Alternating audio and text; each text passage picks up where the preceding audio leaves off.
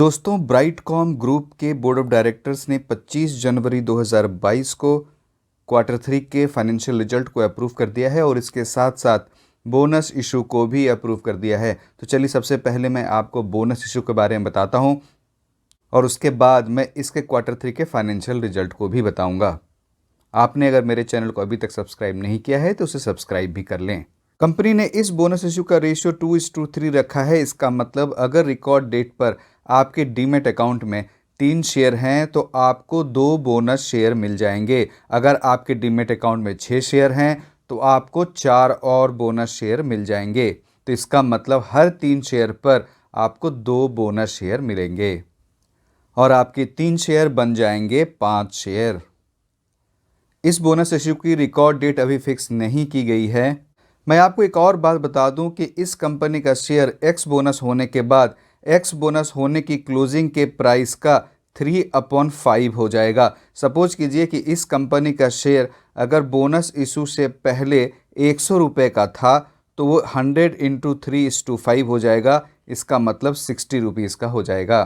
Company funds की कमी के कारण अगर डिविडेंड नहीं पे कर पाती है तो कंपनी अपने शेयर होल्डर्स को रिवॉर्ड करने के लिए डिविडेंड की जगह बोनस शेयर दे देती है। बोनस इशू से कंपनी के लिए मार्केट में सेंटिमेंट भी पॉजिटिव हो जाता है और शेयर होल्डर्स को ऐसे कंपनी पर भरोसा भी बढ़ जाता है और शेयर होल्डर इन कंपनीज में लॉन्ग टर्म इन्वेस्ट करने के लिए भी इंटरेस्टेड हो जाते हैं।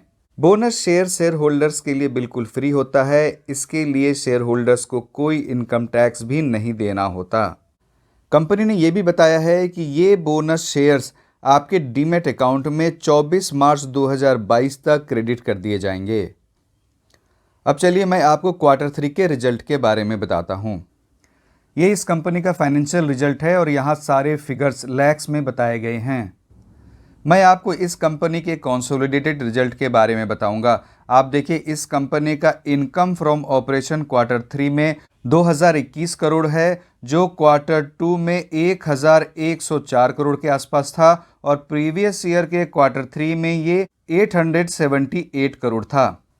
तो रेवेन्यू फ्रॉम ऑपरेशन में ईयर ऑन ईयर 130% का ग्रोथ हुआ है और अगर क्वार्टर ऑन क्वार्टर देखें तो इसमें ऑलमोस्ट 83% का ग्रोथ हुआ है।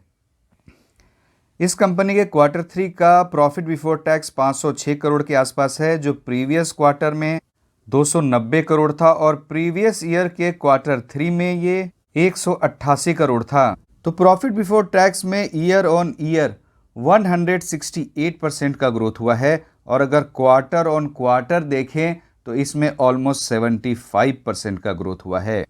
इस कंपनी के क्वार्टर 3 का नेट प्रॉफिट 371 करोड़ है, जो प्रीवियस क्वार्टर में 212 करोड़ था और प्रीवियस ईयर के क्वार्टर 3 में ये 139 करोड़ था। तो पैट में ईयर ऑन ईयर बेसिस पर 168% का ग्रोथ हुआ है और क्वार्टर ऑन क्वार्टर बेसिस पर यह लगभग 75% बढ़ा है। इस कंपनी के क्वार्टर 3 का ईपीएस 3.57 पैसा है, जो प्रीवियस क्वार्टर में 2.04 पैसा था और प्रीवियस ईयर के क्वार्टर 3 में 2.73 पैसा था। तो यहाँ भी ईयर ऑन ईयर और क्वार्टर ऑन क्वार्टर दोनों ही बेसिस पर ग्रोथ हुआ है।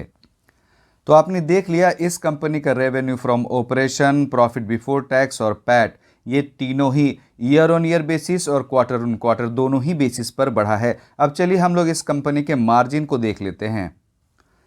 मैंने जब इस कंपनी के मार्जिन को स्टडी किया तो मैंने ये पाया इस कंपनी के क्वार्टर 3 का ऑपरेटिंग मार्जिन 28% है, जो प्रीवियस क्वार्टर में ये 32% के आसपास था और प्रीवियस ईयर के क्वार्टर 3 में ये 28% था।